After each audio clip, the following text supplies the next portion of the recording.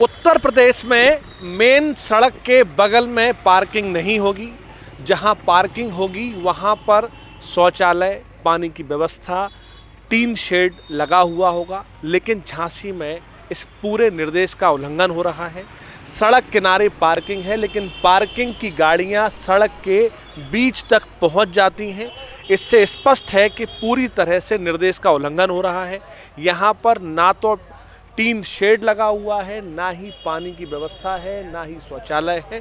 बावजूद इसके महंगे रेटों पर यहाँ के जो लोग हैं वो पार्किंग के नाम पर पैसे ले रहे हैं, जो कि पूरी तरह से सही जायज़ ठहराना मुश्किल है। पार्किंग तो जो 17 पार्किंग झांसी की पूरी हैं, ये पार्किंग किस मानक के हिसाब से दे दी ये पता नहीं चल रहा है।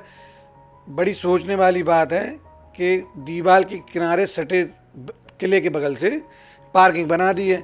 सुविधा के नाम पे कोई एक चीज़ भी नहीं है वहाँ पर कि पार्किंगों के लिए पहले महिला के लिए टॉयलेट होना चाहिए, जेंट्स टॉयलेट होना चाहिए, पानी की व्यवस्था होना चाहिए।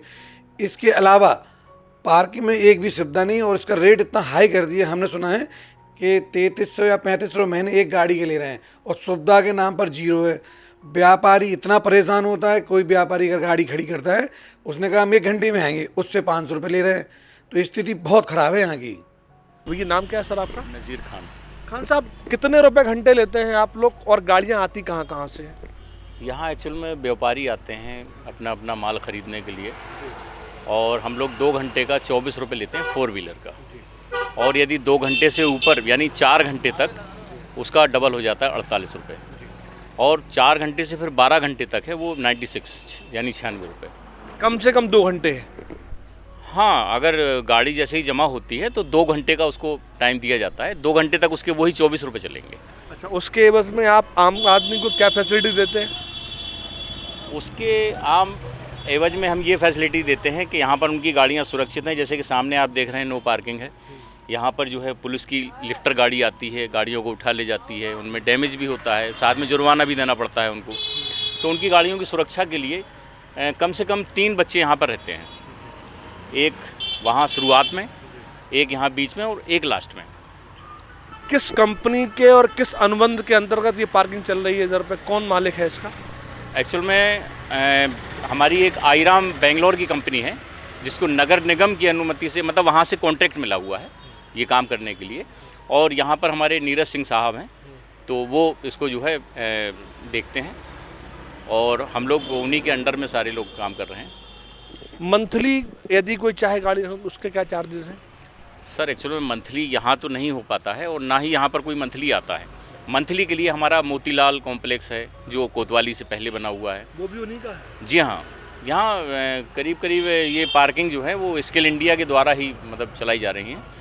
और जैसे कि हमारा ये रानी महल के सामने एक पार्किंग है, वहाँ मंथली हम लोग गाड़ियाँ जमा करते हैं। यहाँ पर मंथली का कोई सिस्टम नहीं है। क्या वहाँ के रेट मालूम है आपको? मंथली क्या लगता है 4 पहिया गाड़ी का? जी हाँ। क्या रेट? ऑनलाइन अगर करते हैं तो 3024 रुपये आता है।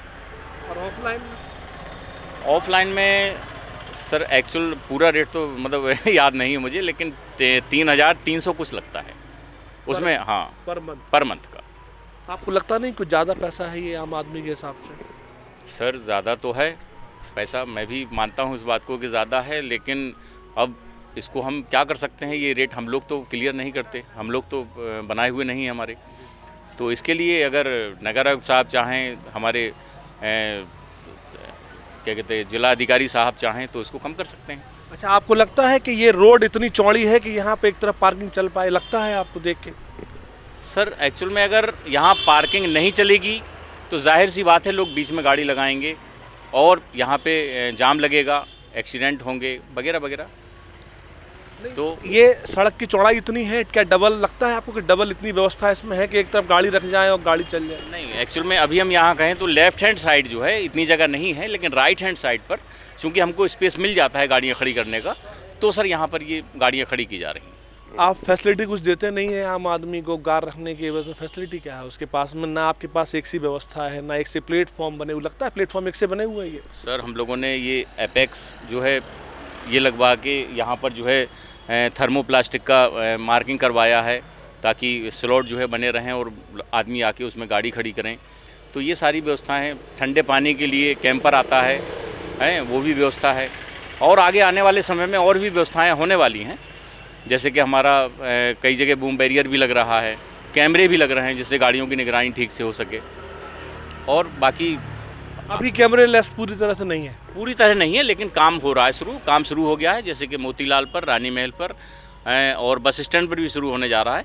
वहाँ केबिन हो गई हैं, यहाँ पर हमारे कनेक्शन भी हो गए हैं, कैमरे भी लग गए हैं, तो इस तरह से हो रहा है सर। मिला के पार्किंग व्यवस्था को यदि आपको गाड़ी शहर में लेके आनी है तो 24 रुपये, 48 रुपये, 96 रुपये या 3000 रुपये मंथली के हिसाब से पे करना होगा। गौर करने वाली बात यह है कि इतना महंगा पार्किंग का चार्ज है कि इसको आराम से सह पाना बेहद मुश्किल।